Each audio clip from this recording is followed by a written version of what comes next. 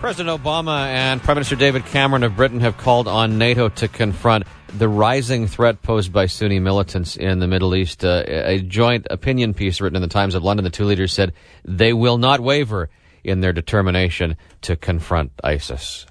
That's right, and that joint statement is definitely the harshest yet from the two leaders who are in Wales for a NATO summit meeting.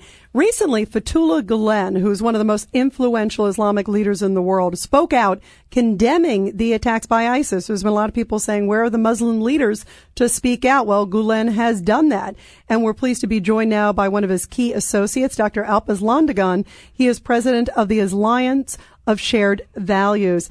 And Dr. Aslandogan, I want to ask you first, because I was fascinated, and Pat and I both covered 9/11. And right after 9/11, and I didn't know this until recently, Gulen, there were so many people saying, where are the voices from the Muslim community? And yet Gulen, who I think is incredibly heroic, came out and said this famous line that a Muslim can't be a terrorist and a terrorist can't be a Muslim, and actually condemned the 9/11 attacks, right? Yes, Rita.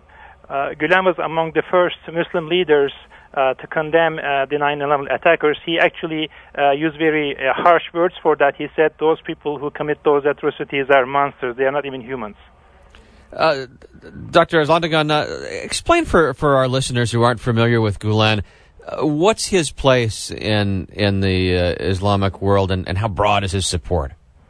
Well, he is among the most influential Muslim leaders in the world today. In his native Turkey, he has an audience of about 3 million people. His latest book on the life of the Prophet Muhammad, peace upon him, sold about 1 million copies, and his books are translated into 20 languages, including Arabic. So his influence in the Muslim world is increasing daily. So he's among the most influential Muslim leaders in the world today. And everybody, we're talking to Dr. Alp Aslandogan. He's the president of the Alliance of Shared Values, also a key associate to Fethullah Gulen, who was recognized by Time magazine last year as one of the 100 most influential people in the world, and a Muslim leader who's come out and issued some very strong and courageous condemnations.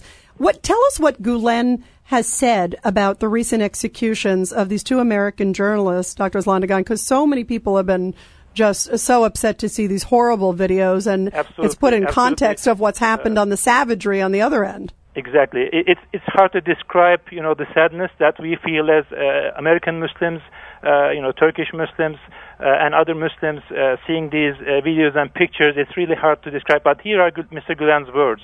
He said, and I'm quote, "I deplore the brutal atrocities being committed by the ISIS terrorist group, hiding behind a false religious rhetoric, and join the people of conscience from around the world in calling for these perpetrators to immediately cease their cruel and inhuman acts."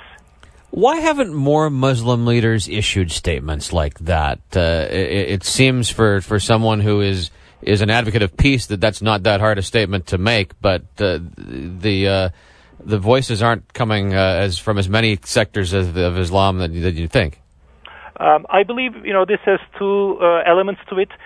One of them is, unfortunately, good news doesn't make the news most of the time. So, a condemnation statement, although it might have been made, they may not make the news. I think, the duty for the Muslims to be kind of louder, as you suggested, to issue those statements louder so that it will get the attention of the media. That's something that we Muslims ought to do. Also, how do we fight extremists? The big concern, Dr. Aslandogan, is what's coming here. We're seeing what's happening with ISIS. We've had so many people who are concerned of that, and they've even said, we're coming to a city near you. How do we combat it? How do we stop this?